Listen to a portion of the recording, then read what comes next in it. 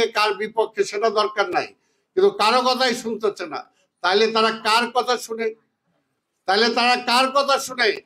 কথা শুনে ওই পারের, কথা শুনে ওপারের, এটা পরিষ্কার কথা। তাহলে তারা কি চায় যে এই দেশে আবার আমরা ওই ভিক্ষার থালা আমরা হাতে নেই। এক সময় আওয়ামী লীগ, এখন আবার তারাই ওই কথা বলে যে বটমলেস বাস্কেটে রূপান্তরিত করেছিল বাংলাদেশকে, তলাবিহীন ঝুড়ি রূপান্তরিত করেছিল এই বাংলাদেশকে। ভিক্ষার থলি নিয়ে আমাদেরকে যাইতে হতো সারা পৃথিবীতে, কারণ স্বাধীনতার পরে এই দেশের মানুষ রিলিফ পর্যন্ত তারা নিয়ে বিক্রি করে ফেলছে। আমাদের রিলিফ যেগুলো আসছে মানুষ পাবে, সেই শত রিলিফ বাংলাদেশে পাওয়া যেত না, সীমান্তের ওই পারে বিক্রি হতো। আমরা তো দেখছি যে শেখ মুজিবুর রহমান নিজে বলছে, গাজী গোলাম মোস্তফা মতিঝিলের এমপি ছিলেন, ঢাকা মহানগর আওয়ামী লীগের প্রেসিডেন্ট ছিলেন, তিনি রেড ক্রিসেন্টের চেয়ারম্যান ছিলেন। তাকে বলছে, গাজী 7.5 কোটি কম্বল আসলো, হিসাবে তো আমিও একটা পাই, আমারটা গেল কই? আমরা তো দেখছি। এই কারণেই তো আজকে, সেই সময় কি অবস্থা ছিল, সেই সময় পল্টন ময়দানে দাঁড়িয়ে ভাসানী বলছে, মুজিব তোমার লাল বাহিনী, নীল বাহিনী, সবুজ বাহিনী, ওই যুবলীগ, স্বেচ্ছাসেবক লীগ, ছাত্রলীগ, ওদেরকে থামাও, এরা লুইটা পিটা সব খায় ফেলাইতেছে। এটা বলছিলেন। সেই সময় আওয়ামী লীগের কিছু কিছু নেতা বলছিলেন, আরে আওয়ামী লীগ এত কষ্ট করছে, নাহলে কিছু খাইলই। ওই যে কিছু খাইলই বলছে, তার মধ্যে দেশ তো খাইছে, শেখ মুজিবরাও খায় ফেলাইছে। এটাই ছিল আওয়ামী লীগ।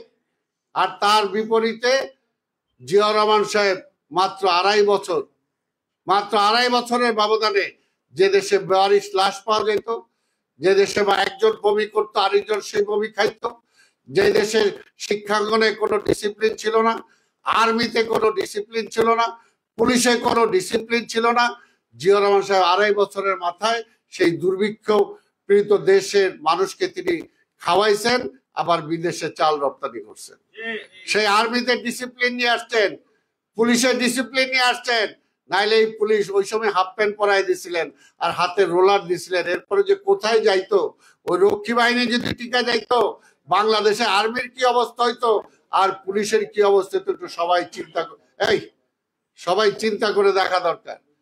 তো সেই কারণে বলবো যে জিয়াউর রহমান এমন একটা ব্যক্তি, যে জিয়াউর রহমানের শত্রুরা, আওয়ামী লীগাররা পর্যন্ত বলতে পারে না যে জিয়াউর রহমান একজন খারাপ মানুষ ছিলেন বা দুর্নীতিবাদ মানুষ ছিলেন, বলতে পারেন না, কারণ তিনি করেন নাই এবং দুর্নীতি করেনও নাই, কাউকে করতেও দেন নাই, সহ্যও করেন নাই। সেই কারণেই সেই ব্যক্তির নামে আজকের এই প্রতিষ্ঠান, এই দল। কাজে আমরা আশা করি যে আমরা এই সংগঠনটা যাতে আরো ভালোভাবে করতে পারি, সেটার জন্য সবাই সম্মিলিতভাবে আমাদের চেষ্টা করতে হবে। আর বর্তমানে দেশটা আমার, এই দেশটা বাঁচাইতে হবে। এটা তো সত্যি কথা, যেটা মনির ভাই বলছেন, ব্যক্তিগত কোনো কিছু তো বলি না, এই দেশের জন্য আমরা লড়াই করছি। আজকের মুক্তিযুদ্ধের আগে রাজনীতি করছি। আজকের এখানে প্রধান অতিথি বাবু গয়েশ্বরচন্দ্র রায় এবং এই যে মনির ভাই যিনি কথা বললেন, সে আমরা 3 জন আছি। আজকে সাইফুর রহমান সাহেব, আল্লাহ তাকে বেহেশত নসিব করে চলে গেছেন, যুব দলের প্রতিষ্ঠাতা সাধারণ সম্পাদক ছিল। একসাথে আমরা ছাত্র রাজনীতি করছি। আর স্বাধীনতার পরে এই আওয়ামী লীগরা যদি কেউ সেই সময় ঠেকায় থাকে, আমরাই ঠেকাইছি। কাজে সেই রাজনীতি করে আজকে এই পর্যায়ে আমরা আসছি। তা যাই হোক, সেদিকে কিছু বলতে চাই না। এই দেশের জন্য যুদ্ধ করে এই দেশটাকে আমরা স্বাধীন করছি। এখনো ব্যক্তিগত পাওয়ার আমাদের কিছুই নাই। সবচেয়ে বড় যেটা পাওয়া, যে এই দেশের জন্য যুদ্ধ করতে পারছি, এটা হলো আমার সবচেয়ে বড় পাওয়া। এটা আমার অহংকার, এটা কেউ দেয় নাই। এখানে এর চেয়ে বেশি আর আমাকে কে কি দিবে? আরো কিছু দেওয়ার নাই। কাজে এখন শুধু এই দেশটাকে আমরা স্বাধীন করছি, এই দেশটা যাতে মানুষের বসবাস হয়, এই দেশটা যাতে, এই দেশের স্বাধীনতা যাতে আবার বিপন্ন না হয়, আমাদেরকে মনে রাখতে হবে স্বাধীনতা বিপন্ন হতেছিল বলেই কিন্তু 75-এর 7 নভেম্বর ঘটেছিল। পরিষ্কার মনে রাখবেন। আর 7 নভেম্বর ঘটেছিল বলেই আধিপত্যবাদের হাত থেকে আমরা এই দেশকে রক্ষা করতে পেরেছিলাম জিয়াউর রহমানের নেতৃত্বে।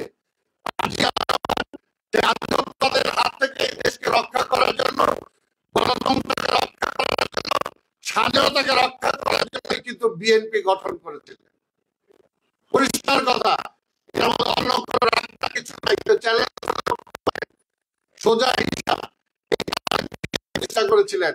কাজে বিএনপি এর জন্য এখনো মানুষ চায়, বিএনপির দিকেই তাকায় আছে। বিএনপি কি করলো? আশা বেশি বিএনপির কাছ থেকে।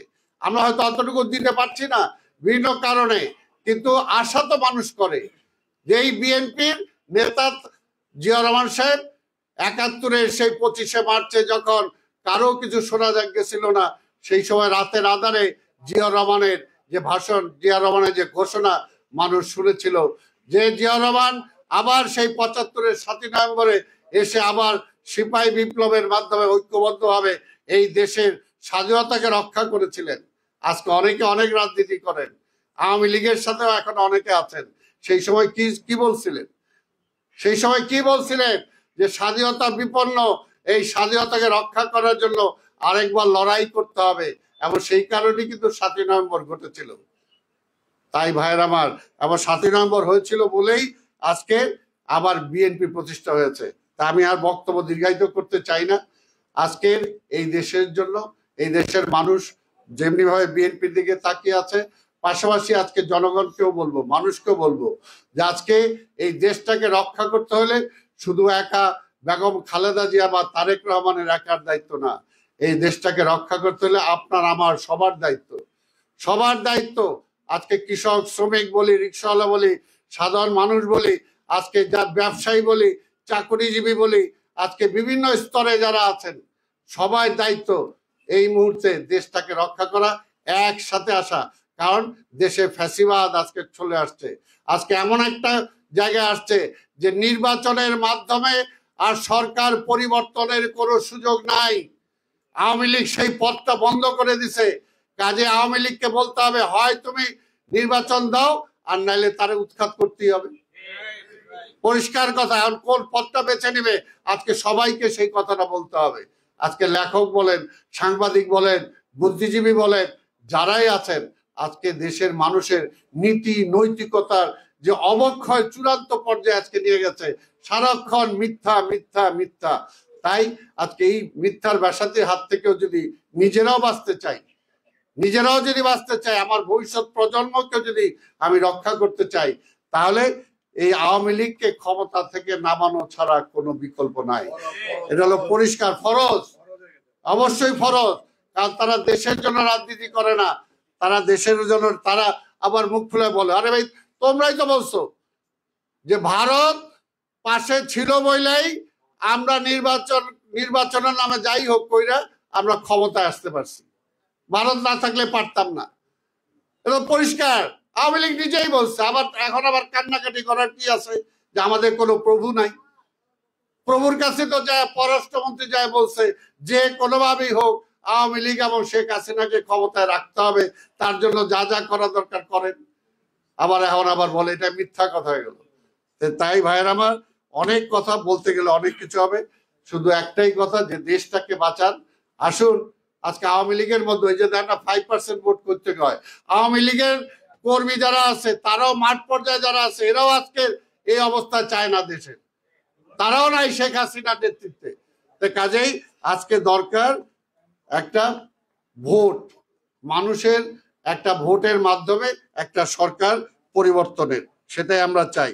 আমি আর বক্তব্য দীর্ঘায়িত না করে বাবু গয়েশ্বরচন্দ্র রায় সহ এখানে নেতৃবৃন্দ যারা আজকে অনেক তাদের কাজ থাকা সত্ত্বেও এখানে সময় করে এসেছেন, আমি দাদা সহ সবাইকে ধন্যবাদ জানাই। এবং এখানে আপনারা যারা ঢাকা বিভাগে যারা আসছেন, আপনাদেরকেও ধন্যবাদ জানাই। আমি এই সপু রাখো আজকে, এখন আমি আপনাদের যে এখানে কয়টা কমিটি, আমি আপনাদের সামনে 8টা কমিটি আপনাদের সামনে তুলে ধরছি। জিয়ামঞ্চ ঢাকা জেলা শাখার আংশিক পূর্ণাঙ্গ কমিটি, সভাপতি মোহাম্মদ সোহেল রানা, সিনিয়র সহসভাপতি সাইদুর রহমান মামুন, আমাদের সাধারণ সম্পাদক শেখ আনসার রনি, আমাদের গাজীপুর জেলা শাখার আংশিক আহ্বায়ক কমিটি, গাজীপুর জেলার আহ্বায়ক মোহাম্মদ হানিফ গাজী, সদস্য সচিব সজীব হোসেন, এবং যুগ্ম আহ্বায়ক কামাল হোসেন, মোহাম্মদ সেলিম, মোহাম্মদ শামীম ভুইয়া, আল আমিন এবং জামাল উদ্দিন। আর এটা হলো জিয়া মঞ্চ গাজীপুর মহানগর। আহ্বায়ক হলো মোহাম্মদ শাহিন, সদস্য সচিব মোহাম্মদ রায়হান, যুগ্ম আহ্বায়ক মোহাম্মদ বুলবুল, মোহাম্মদ রফিক, মোহাম্মদ ফখরুল। আমাদের জিয়া মঞ্চ নারায়ণগঞ্জ জেলা শাখার আংশিক পূর্ণাঙ্গ কমিটি: আফজাল হোসেন আজাদ সভাপতি, শফিকুল ইসলাম সিনিয়র সহসভাপতি, জজ মিয়া সহসভাপতি, আওলাদ হোসেন আলো সাধারণ সম্পাদক, আমির হোসেন সিনিয়র যুগ্ম সাধারণ সম্পাদক। জিয়া মঞ্চ টাঙ্গাইল জেলার আংশিক কমিটি: জাহিদুর রহমান জাহিদ সভাপতি, সুমন খান সিনিয়র সহসভাপতি, ফরমান ইকবাল সহসভাপতি, টিপু তালুকদার সাধারণ সম্পাদক। জিয়া মঞ্চ নরসিংদী জেলা: মোহাম্মদ কামাল হোসেন সরকার সভাপতি, সেলিম মিয়া সিনিয়র সহসভাপতি, কেশব আচার্য সাধারণ সম্পাদক। এই হলো এই কয়টা কমিটি আজকে এখানে। আপনারা মুন্সিগঞ্জ বই নেই, এটাই বাকি রয়ে গেছে নাকি সপুরটা। মুন্সিগঞ্জ হলো সভাপতি মোহাম্মদ এরশাদ হোসেন আসাদ, জুয়েল হাসান সিনিয়র সহসভাপতি এবং শহীদুল ইসলাম বাবু সাধারণ সম্পাদক। আপনারা এখানে আরো মেম্বার আছে, সভাপতি আছে, আমি সব নাম বলতে পারলাম না, তবে বাকিগুলো আপনার সদস্য নিয়ে আগামী 151 বিশিষ্ট আগামী 60 দিনের মধ্যে পূর্ণাঙ্গ কমিটি গঠন করে আপনার কেন্দ্রীয় কমিটিতে জমা দিবেন। এই সাংগঠনিক টিম যারা দীর্ঘদিন কাজ করছে ঢাকা জেলায়, হালিমের নেতৃত্বে, আমি সবাইকে ধন্যবাদ জানিয়ে আমার বক্তব্য শেষ করছি। খোদা হাফেজ। বাংলাদেশ জিন্দাবাদ।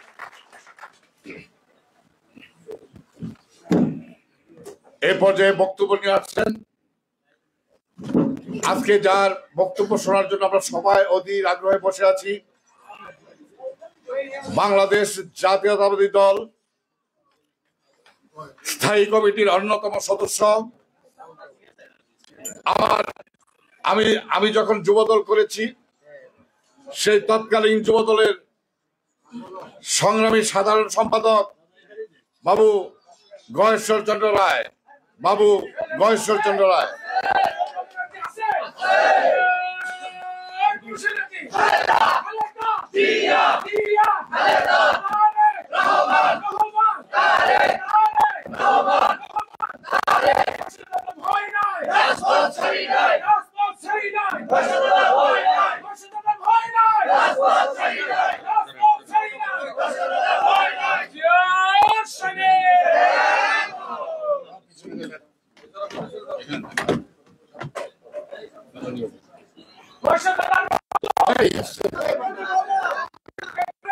স্লোগান দিয়ে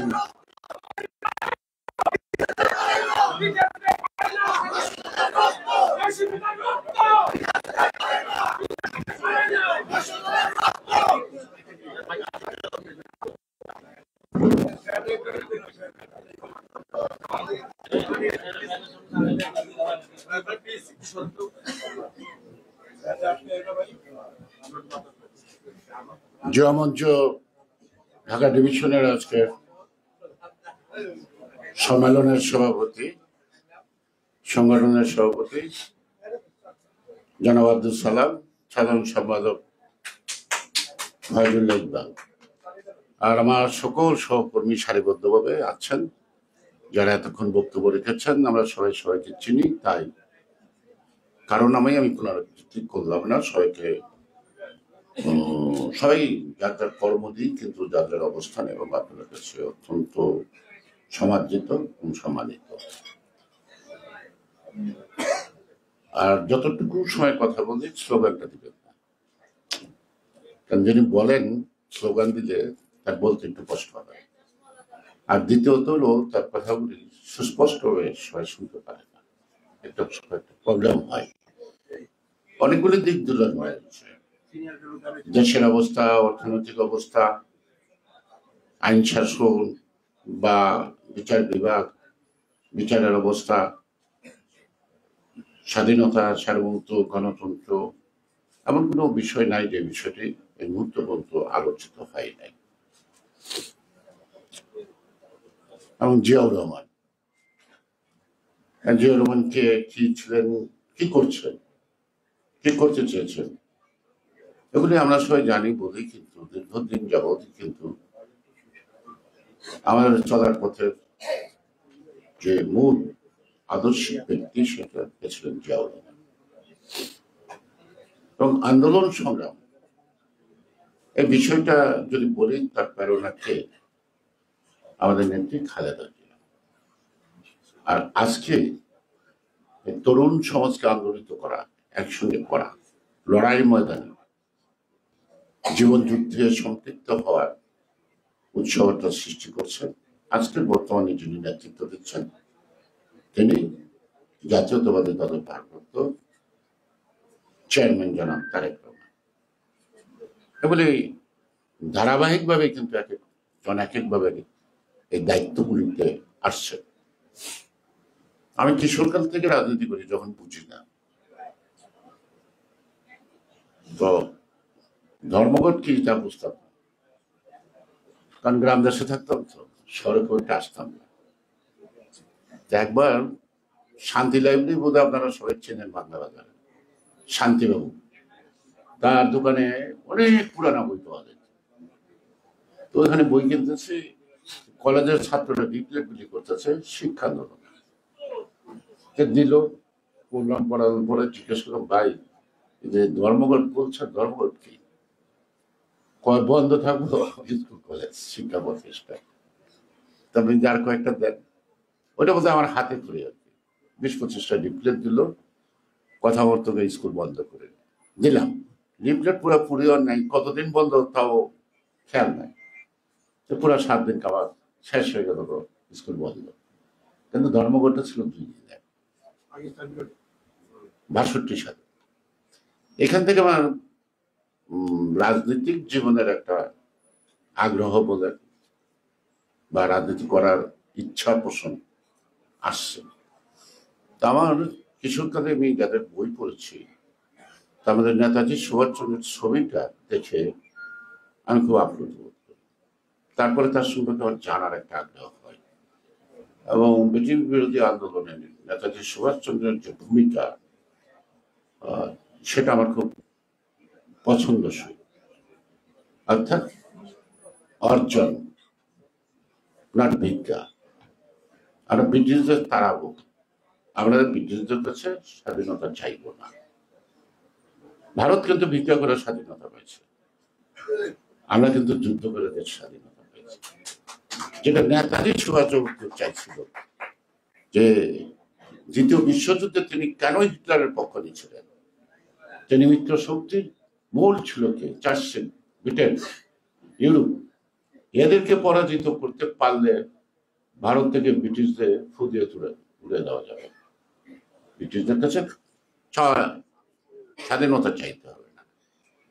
অর্থাৎ পিওর ন্যাশনালিস্ট পলিটিশিয়ান বলতে যা বোঝায় তৎকালীন ব্রিটিশ বিরোধী আন্দোলনে, সেটা আমার কাছে সবচেয়ে ভালো লাগে তাকে, নেতাজি সুভাষ বসুকে।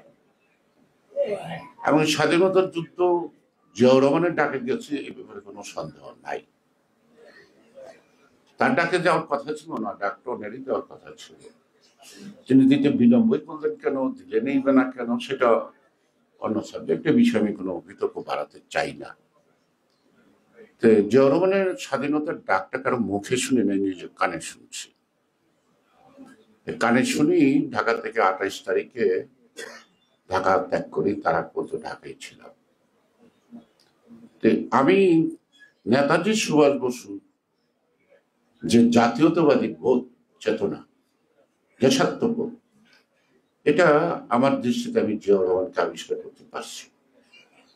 যে কারণেই জিয়াউর রহমানের এই দল শুরু থেকে এখনো আছে। আমি কিন্তু অনেকের মতো অনেক পদ পদবি আমার জীবনে হোল্ড করি নাই, বুঝছেন তো? যে আপনারা সাবেক সাবেক সাবেক সাবেক এই এই এই এই, আমার কিন্তু অনেক পদ নাই সাবেক, কারণ পদ পদবীর ধার ধারতাম না, কিন্তু পথের ধার ধারতাম। পথে আছে কিনা, সবাই নামাজ পড়তে যাবে, নাগে জানা ছিল তো, আমি পর্যন্ত তো সময় রাখা দরকার ছিল। তো যাই হোক, নামাজ পড়ে আসেন, আর দরকার হলে পুরো নামাজের বিরতি দেন, সবাই নামাজ পড়ে নেন। কোনটা করবেন? কারণ অধর্ম করতে চাই না, ধর্ম করতে পারি না পারি। সেই কারণেই আমাদের যুবদলের একটা ইতিহাস আছে। এই যুবদলের আগেও একটা যুবদল হয়েছিল, সেই যুবদলের নাম হলো জাগো যুবদল। সেই জাগো যুবদলটা কোনটা? যখন কি জাতীয়তাবাদী ফ্রন্ট হলো, শহীদ জিয়াউর রহমান রাষ্ট্রপতির প্রার্থী হলো কয়েকটি দল নিয়ে, এই national Awami party, united peoples party, Muslim League, তফসিলি ফেডারেশন, লেবার পার্টি। এখন জিয়াউর রহমানের তো একটা দল লাগে। জিয়াউর রহমানের একটা দল হইল জাস্টিস সাত্তারের নেতৃত্বে জাতীয়তাবাদী গণতান্ত্রিক দল, কথা যাওয়া দল। একসঙ্গে আমরা সবাই জানতাম এটা জিয়াউর রহমানের দল। আমাদের কিন্তু হাতে খড়িটা সেখান থেকে। আমরা প্রথম জাগো যুব দল, তারপরে সব পার্টিকে একখানে করে যখন প্রেসিডেন্ট জিয়াউর রহমান করলেন, দল করলেন বিএনপি, এমনই সরাসরি রাজনীতিতে অংশগ্রহণ করলেন। রাষ্ট্রপতি নির্বাচনের পরে সামনে সংসদ নির্বাচন 79 সালে 1 সেপ্টেম্বর এটা ঘোষণা হলো। তখন আবার আরেকটা যুবদল, এই যুবদলটা হয়ে গেল আবার একটা ককটেল। ওই যে সব জায়গার প্রতিনিধি আছে। তখন আমরা খুব কর্মতৎপর ছিলাম, আপনারা আমাদের হিংসা করেন না, কারণ আমরা কয়েকজন মানে ছাত্রলীগ বৈজ্ঞানিক সমাজতন্ত্রে ঠিক সরাসরি তখন আমরা জাসদ করি না, তারা কয়েকজনই এখানে আসলাম। তা আমরা খুব ইউনাইটেডলি বেশি কর্মতৎপর থাকলাম, যেহেতু সাংগঠনিক অভিজ্ঞতাটা পূর্বে আমাদের ছিল। অনেকে ঈর্ষার কারণ হইল, কারণ হলো শেষ পর্যন্ত আমরা জয়ী হলাম। অর্থাৎ কেউ কেউ চেয়েছিল এটা কত 1979 সালে 6 ডিসেম্বর আমাদের যুবদলের পূর্ণাঙ্গ কাউন্সিলের মাধ্যমে। কাউন্সিল শব্দটা মনে পড়লে আজকাল এটা দেখা, এই যে জাতীয় সঙ্গীত, এই যে দলীয় সঙ্গীত, এই যে পতাকা উত্তোলন, পারলে আবার সবার শেষে এটা সাংস্কৃতিক অনুষ্ঠান, এগুলি তখন ছিল কাউন্সিলের মূল ইগুলি, মানে অলংকারগুলি। এখন আমরা কিন্তু সবাই দল করতেছি, কমিটি করতেছি, সবাই বলতেছি, সবাই কিন্তু আমরা অলংকার দিই। অর্থাৎ এই বিষয়গুলি আমাদের মধ্যে নাই। মানে সংস্কৃতি কিন্তু একটা মারাত্মক শক্তি, যেই শক্তিটাই কিন্তু আপনাকে ইউনাইটেড রাখবে। এবং জাতিতে জাতিতে যদি আপনি আলাদা করতে চান, তাহলে কিন্তু আপনাকে সংস্কৃতির মাধ্যমে কিন্তু আলাদা করতে হবে। শুধু ভাষা দিয়ে আলাদা হবে না, ধর্ম দিয়েও আলাদা হবে না, আর শুধু সীমানা দিয়েও হবে না। তো সেক্ষেত্রেই এই যে রাজনীতিতে যে একটা সংস্কৃতি আছে, সেই সংস্কৃতিগুলি কিন্তু আমরা মোটামুটি জলাঞ্জলি দিয়েছি বলেই আজকে রাজনীতিটা অন্যদিকে চলে গেছে।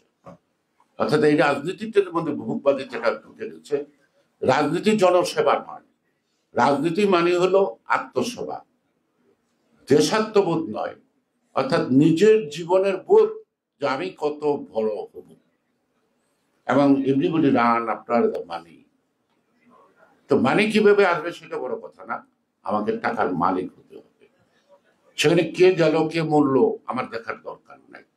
এখন টোটাল পলিটিক্সটা হয়েছে একটা ট্রেডিং এর মতো, একটা ট্রেডিং কোম্পানি। যে ব্রিটিশ ইস্ট ইন্ডিয়া কোম্পানি যেমন বাংলাদেশের অর্থনীতি লুট করেছিল, তৎকালীন ভারত এই একে বাংলা, বিহার, উড়িষ্যা, তারপরে আস্তে আস্তে তারা ভারতে সম্প্রসারণ করলো ব্রিটিশ শাসন।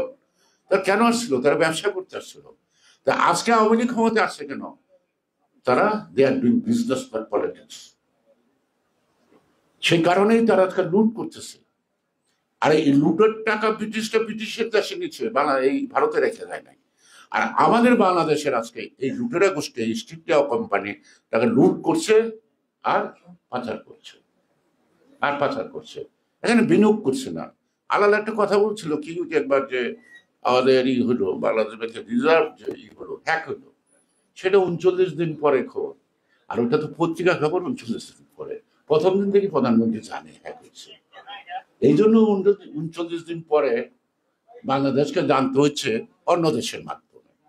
এই যে এইবারও যে একটা হ্যাক হচ্ছে, যদি হয়ে থাকে সত্য কথা, ভারত থেকে বলা হচ্ছে, তো হ্যাক একটা হয়েছে, এটা বোঝা যায়, তার চেহারাটারে বোঝা যায় আর কি।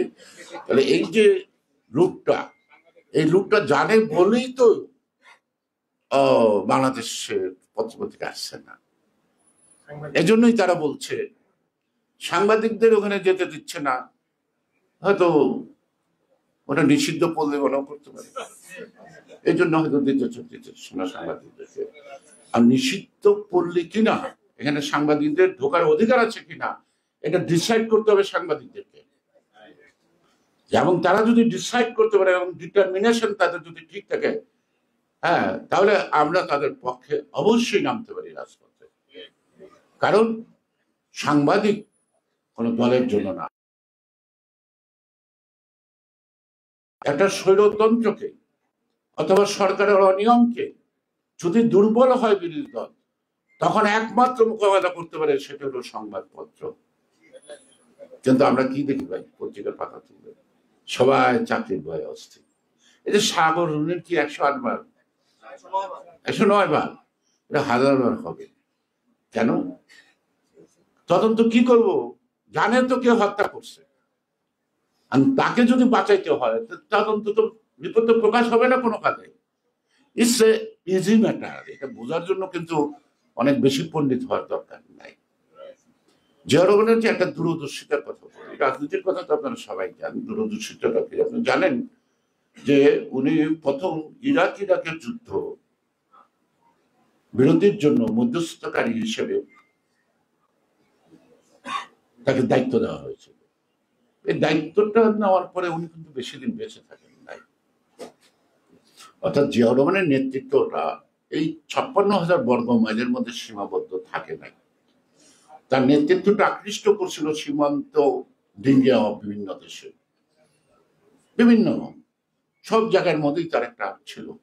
আপনি যদি তুরস্কে যান, দেখবেন যেখানে রাস্তাবর্তী গাছ আছে, জিয়ারটি।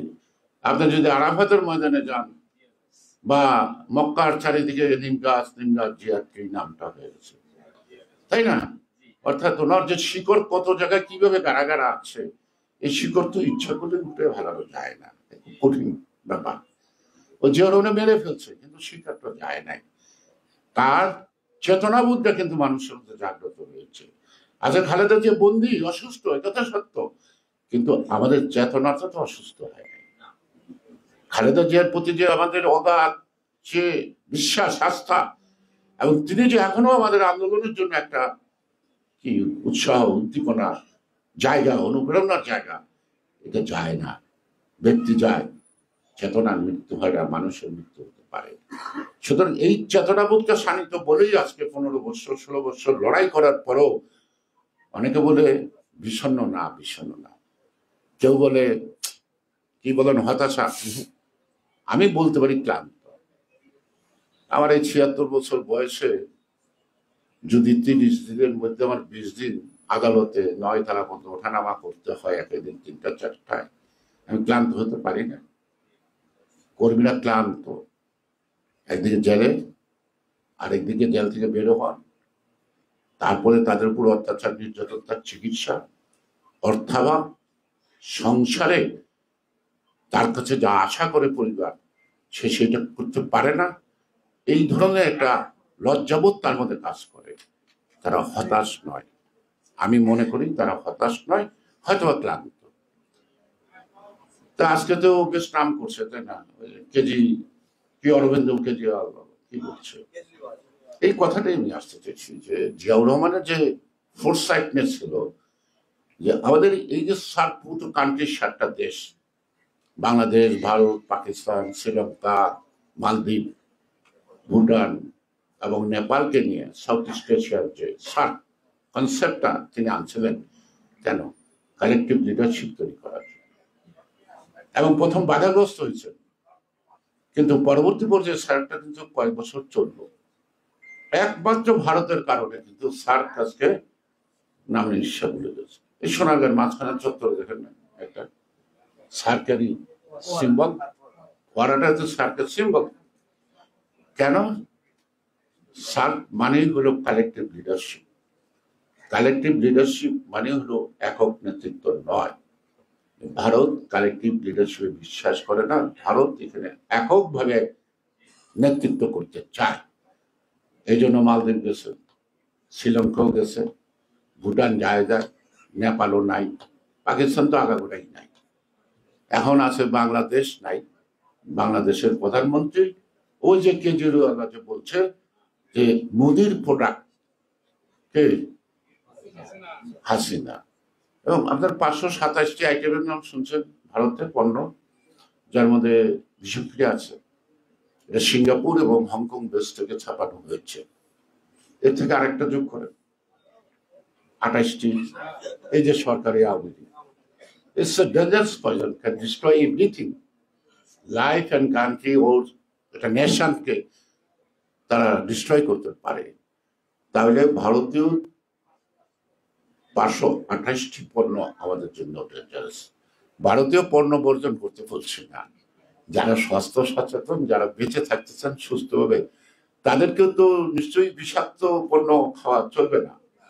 সো দ্যাট আমি সবাইকে অনুরোধ করব, এই যে বিশেষ করে সাংবাদিক যারা অনলাইন বিশেষ ওয়েবসাইট ঘাটাঘাটি করেন, এই সিঙ্গাপুর এবং হংকং এ যে তারা নিউজটি করছে সেটার তালিকাটা আনার চেষ্টা করেন এবং জনগণের সামনে প্রকাশ করেন। জনগণকে বাঁচতে দিন, তাদের তো বাঁচতে হবে, তাদেরকে একটু বাঁচতে দেন। সেই জন্যই আজকে দেশাত্মবোধ তো এমনি আসে না। আগের আগের হাল যেদিকে, পিছনের হাল তো ওদিকে যায়। জিয়াউর রহমান সৎ ছিল বলেই তো, জিয়াউর রহমানের কমিটমেন্ট ছিল বলেই তো, জিয়াউর রহমানের দেশাত্মবোধ ছিল বলেই তো আজকে এই দেশবাসী তাকে অনুসরণ করে। তার চেতনাকেই আমরা হয়তো লালন করি বলেই জনগণ আমাদের কথা কিছু শোনে, তা নাহলে আমাদেরকে 2 টাকারও দাম দিত না, পরিষ্কার। তো সেই জন্য আজকে দেশের স্বার্থে কিন্তু আমাদেরকে লড়াই করতে হবে। যেই স্বার্থ নিয়ে যুদ্ধ হয়েছিল 71 সালে, কিসের জন্য? একটা গণতান্ত্রিক রাষ্ট্র দেখার জন্য, আর তো কিছু না।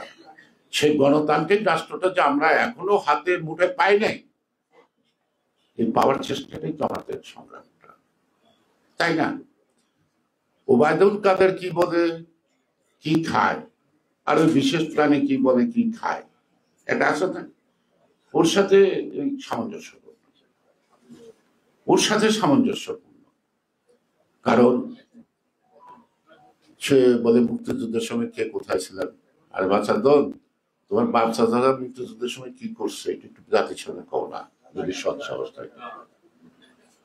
রাজাকার না কি ছিল বলুক না, গো আমাকে মুখটা কেন বলতে হবে?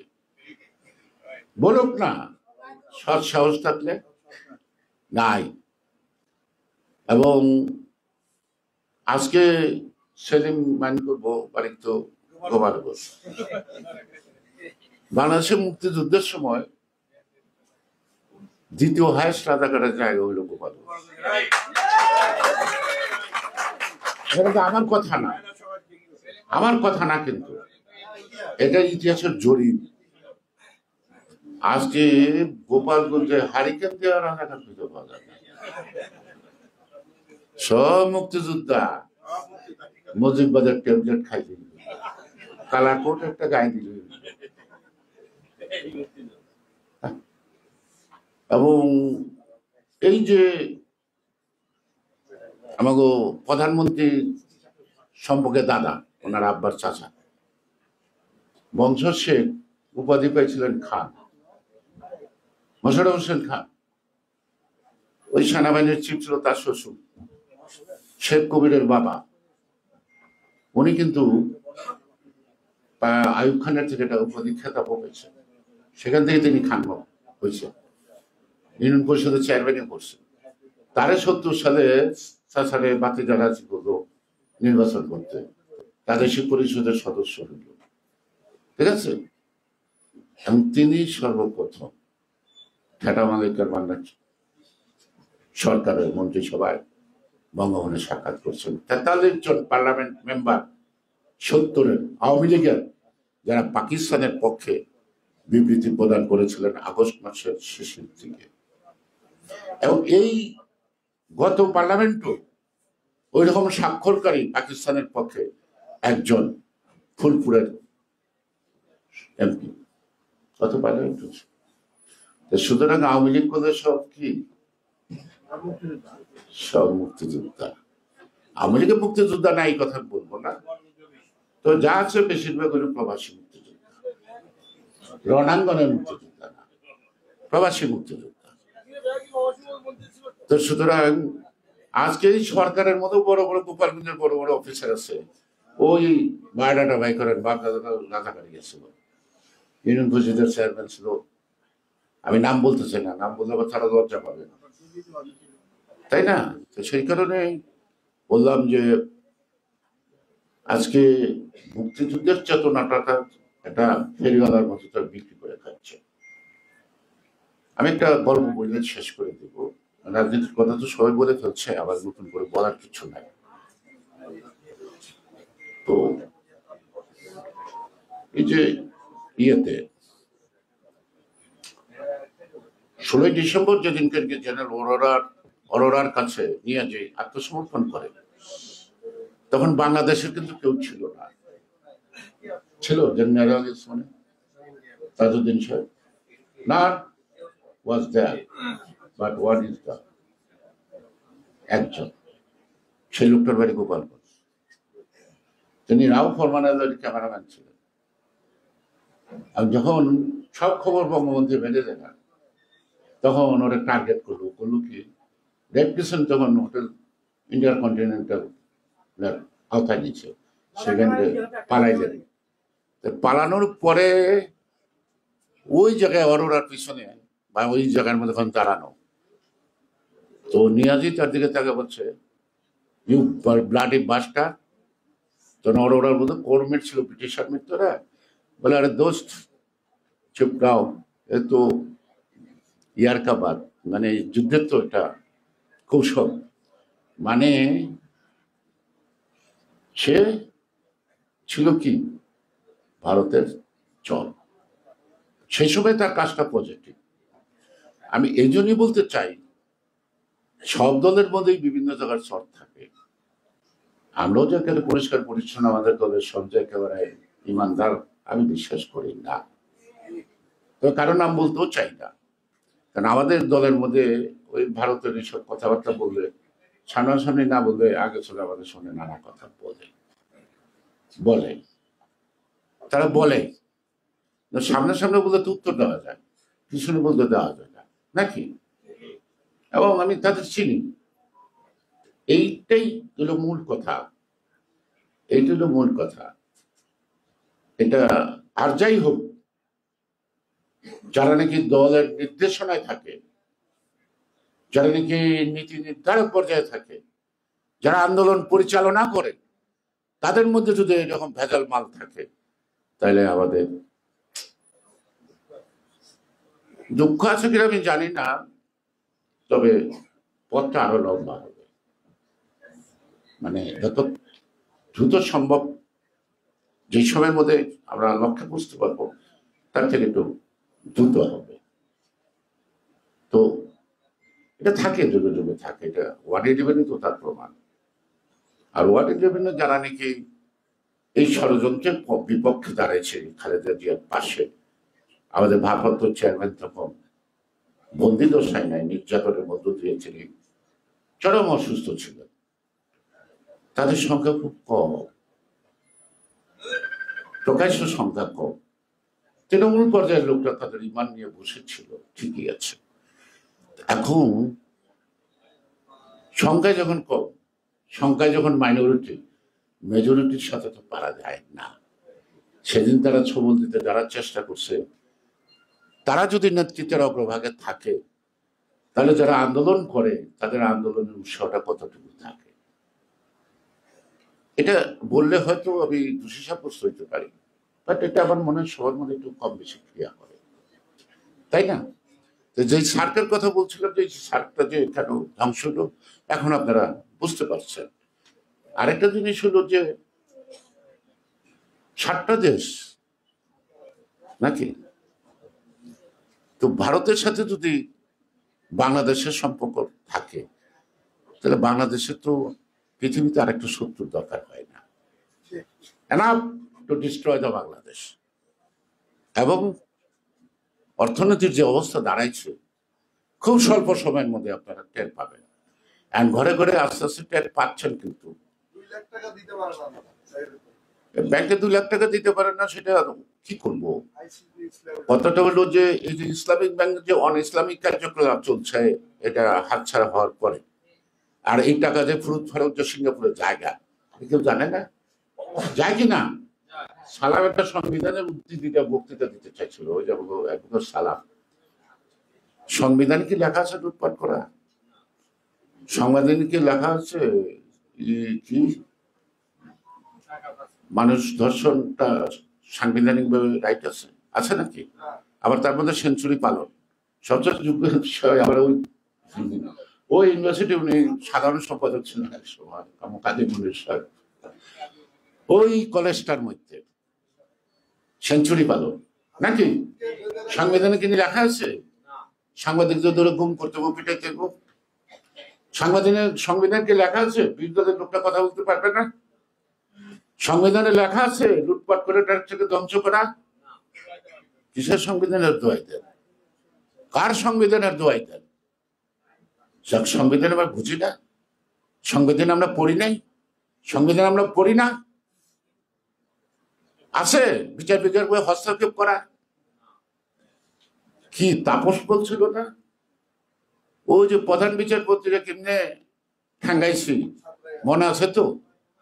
বলছিল হাউ ফানি যে এসকে সিনারে পিঠে দেশ থেকে বাইর করছে প্রকাশ্য বলে। এটা কি সংবিধানকে কি না? বর্তমান প্রধান বিচারপতি কি উত্তর দিবেন তার উপর যদি এরকম ঘটনা ঘটে? আমরা তো ঘটাইতে পারবো না। আর যেটা করেছিল তো নাটক। আপনাকে তো আগে অনুরোধ করছিলাম 28 তারিখে আপনার বাড়িতে যারা হামলা করলো আপনাকে তদন্ত কমিশন করেন আপনার নিজের স্যাটিসফ্যাকশনের জন্য, বিকজ আপনি সেদিন ছিলেন না বাড়িতে। বাড়িটা তখন ভাঙ্গা চূড়া পানিকে রেনোভেশন করতেছে, তখন এখন বঙ্গবন্ধুতে ঝকঝক করে বাড়িটা, তখন কাজ চলতেছে, তখন তিনি ওই বাড়িতে ওঠেন নাই। আর ওই বাড়িতে কোন জন লোক বসাচ্ছিল তাদেরকে আবিষ্কার করে প্রকাশ নাইবা করেন ফর এর ওন স্যাটিসফ্যাকশন। আমি মনে করি আপনি ইনিশিয়েটিভটা নেবেন, কারণ আমরা চাই না এই জায়গাটায় কেউ হাত দেন। আগে কাজীরা বিচার করতো, আল্লাহ রসুলের পরে কাজীদের অবস্থান ছিল।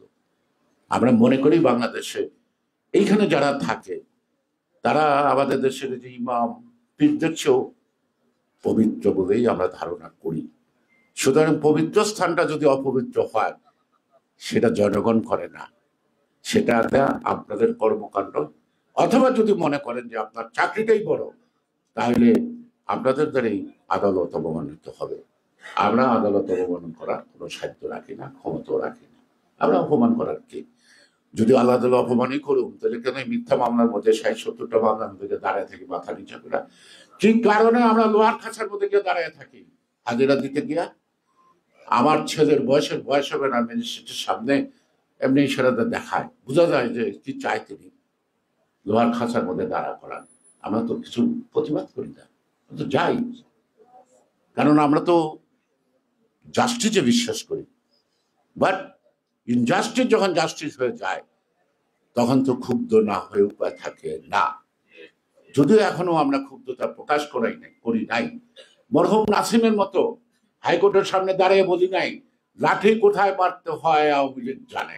আমরা তো এই কথা বলিনি কোনোদিন। তাহলে বিএনপি কি করে আদালত অবমাননা করে? কে করে আদালত অবমাননা? আদালত অবমাননা করে প্রধানমন্ত্রী। আজ থেকে 30 বছর আগে আমার একটা মামলার অবজারভেশনে তৎকাল ফুল বেঞ্চ বলছিল simply is a wrong headed lady. এই প্রধানমন্ত্রী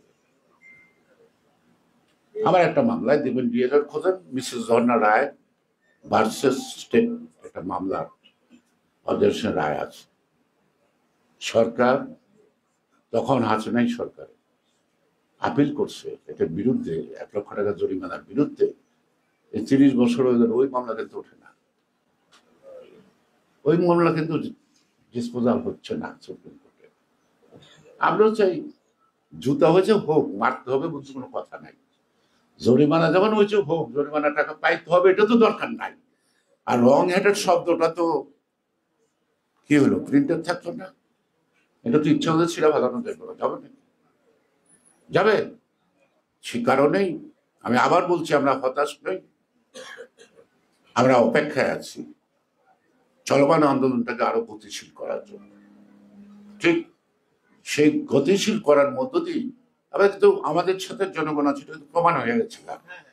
7ই জানুয়ারি কি দেখাইছে, এই উপজেলা তো আরো আরো ওরা নির্বাচন করতেছে। এই উপজেলায় তো আমরা রাস্তাঘাটে ব্যারিকেডও তৈরি করতেছি না, ঠিক না?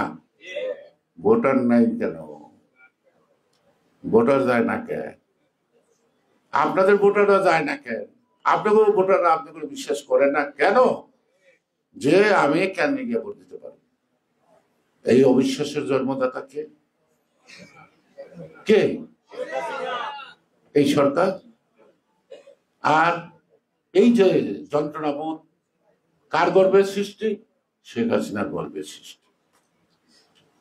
সে কারণেই আজকে আমরা আমাদের প্রতি ঠিক আছে, জিয়াউর রহমান আমাদের হৃদয়ে আছে, খালেদা জিয়া প্রেরণা, এখন অ্যাক্টিং চেয়ারম্যান আমাদেরকে আন্দোলন পরিচালনা করছেন। আমি সবাইকে একটা অনুরোধ করব, কাউকে খুশি করার জন্য না, সঠিক কথাটার জন্য বলি।